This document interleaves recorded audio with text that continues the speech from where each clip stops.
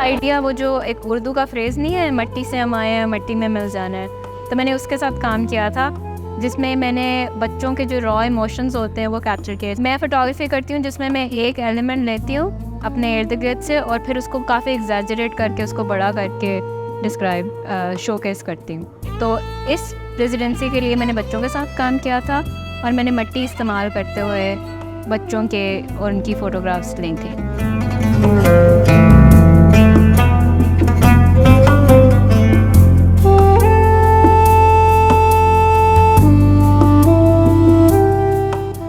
तो मुझे एक तो वो सराउंडिंग चाहिए थी ऑफ लाइक नेचर और रूरल एरिया की, इसलिए भी गांव के साथ, क्योंकि ये बच्चे जो पिक्चर्स में है ना ये गांव के बच्चे हैं, तो इनका मिट्टी के साथ ताल्लुक़ और किस्म का है, उनको आदत है मिट्टी के साथ रहने की। अगर यही एक्सपेरिमेंट या यही काम मैं शहर के बच्चों के साथ करती ना तो मुझे लगता है उसका आउटकम बहुत डिफरेंट हो। प्लस मेरा ताल्लुक़ क्योंकि उस गांव से, तो मैं उन बच्चों को भी हाईलाइट करना चाहती हूँ। ये पाकपतन के पास एक गांव है चक मोकमदीन के नाम से, तो ये सारा काम उधर बेस।